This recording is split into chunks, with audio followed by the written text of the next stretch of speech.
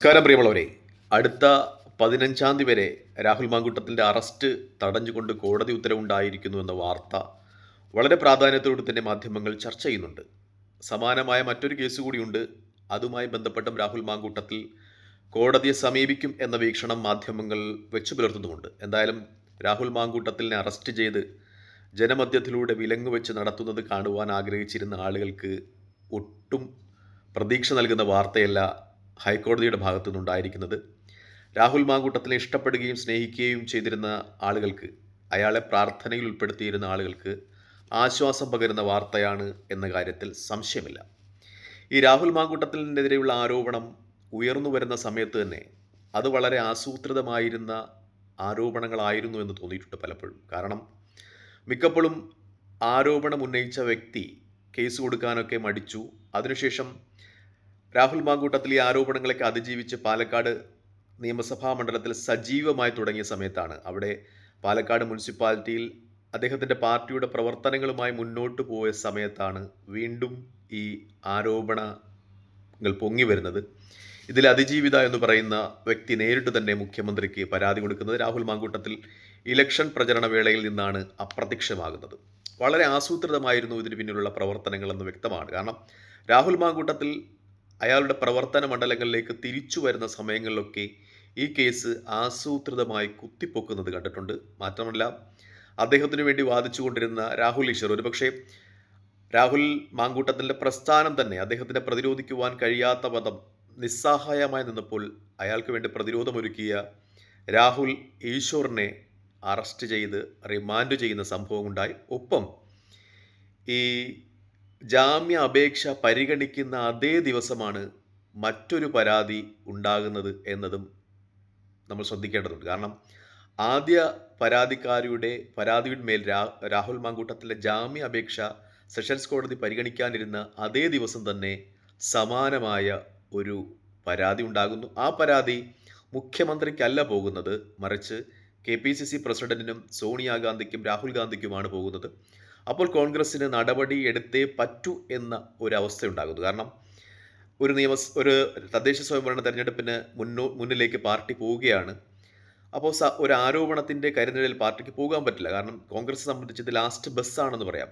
കഴിഞ്ഞ കുറച്ചു നാളുകളായി നിയമസഭാ തെരഞ്ഞെടുപ്പിൽ, ലോക്കൽ ബോഡി ഇലക്ഷനിലുമൊക്കെ കോൺഗ്രസ് നിരന്തരമായി പരാജയപ്പെട്ടുകൊണ്ടിരിക്കുകയാണ്. കേരളത്തിൽ ലോക്സഭാ ഇലക്ഷനിലാണ് ജയിക്കുന്നത്. അവിടുത്തെ സാഹചര്യങ്ങൾ വ്യത്യസ്തമാണ് എന്ന് നമുക്കറിയാം. അതുകൊണ്ട് തന്നെ കോൺഗ്രസ്സിന് രാഹുൽ മാങ്കൂട്ടത്തിനെതിരെ നടപടി എടുക്കാതെ, അദ്ദേഹത്തെ പാർട്ടിയിൽ നിന്നും ഒപ്പം പ്രസ്ഥാനത്തിൽ നിന്നും ഒപ്പം നിയമസഭാ സാമാജികത്തിൽ നിന്നൊക്കെ പുറത്താക്കാതെ വേറെ തരമില്ലായിരുന്നു. നമ്മൾ ഈ രണ്ടാമത്തെ പരാതി ശ്രദ്ധാപൂർവം പഠിക്കുമ്പോൾ വ്യക്തമാകുന്നത് ആ പരാതി അയച്ച സ്ത്രീക്ക് ഊരും പേരും അഡ്രസ്സും ഒന്നുമില്ലെന്നാണ്. KPCC പ്രസിഡന്റ് ആ പരാതി DGPക്ക് നൽകിക്കൊണ്ട് തന്നെ പറഞ്ഞത് ഊരും പേരും ഒന്നുമില്ലാത്ത പരാതിയാണ്, എങ്കിലും തങ്ങളുടെ ധാർമ്മികത മുൻനിർത്തി അത് DGPക്ക് നൽകുന്നു എന്നതുമായി ബന്ധപ്പെട്ടാണ്.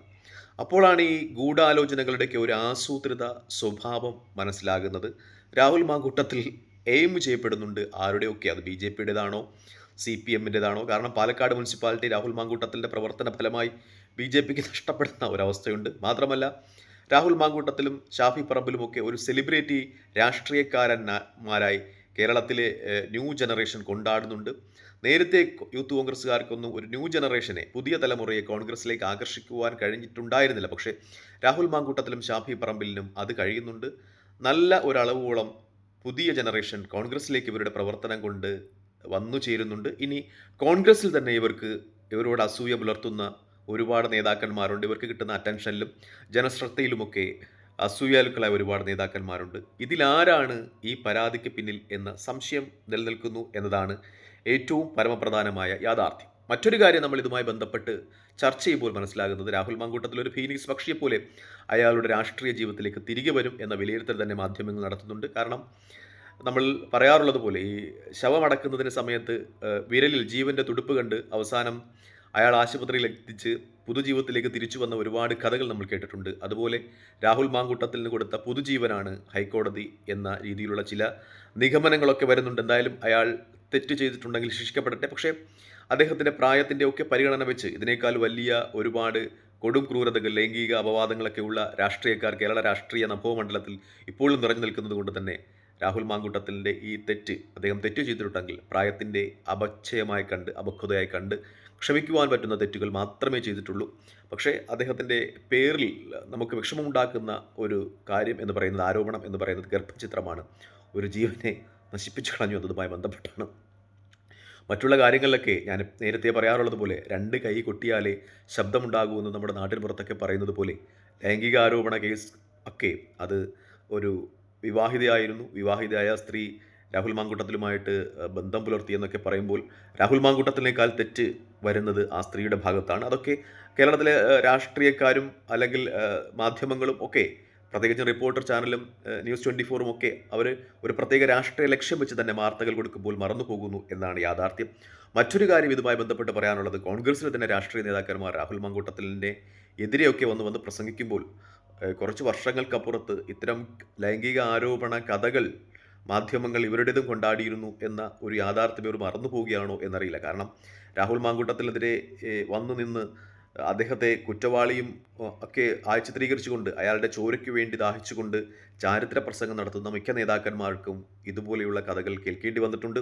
ഒരുപക്ഷെ അന്ന് വാട്സപ്പും ഇൻസ്റ്റാഗ്രാമും ടെലിഗ്രാമും ഒന്നും ഇല്ലാതിരുന്നത് കൊണ്ട് അതൊന്നും ഡിജിറ്റൽ തെളിവുകളായിട്ട് അവശേഷിച്ചിട്ടില്ല ആ ചാറ്റുകളൊന്നും എന്നതാണ് ഇപ്പോൾ അവർക്ക് രക്ഷപ്പെടുവാനുള്ള ഏറ്റവും പരമപ്രധാനമായ യാഥാർത്ഥ്യം എന്നിരിക്കെ, ഇത്തരം കാര്യങ്ങൾ വരുമ്പോൾ ഒരുപക്ഷെ കോൺഗ്രസിന് ഒരു പാർട്ടി എന്ന രീതിയിൽ പ്രതിരോധിക്കുവാൻ കഴിഞ്ഞുവെന്ന് വരില്ല. കാരണം ചില തെളിവുകളൊക്കെ രാഹുൽ മാങ്കൂട്ടത്തിനെതിരാണ്. കാരണം ഈ അവസരത്തിൽ അയാളെ പാർട്ടിയിൽ നിന്ന് പുറത്താക്കിയേ പറ്റൂ. പക്ഷേ നേതാക്കന്മാർക്ക് പരമാവധി നിശബ്ദത പാലിക്കാമായിരുന്നു. പക്ഷേ അവർ ഈ കിട്ടിയ അവസരം മുതലാക്കുന്നതിന് ശ്രമിച്ചിട്ടുണ്ട് എന്ന് തന്നെയാണ് വ്യക്തമാകുന്നത്. മിക്കപ്പോഴും മാത്യു കുഴൽനാടനെ പോലെയുള്ള ആളുകളുടെയൊക്കെ പ്രസ്താവന അതൊരിക്കലും പ്രതീക്ഷിക്കാത്തതാണ്.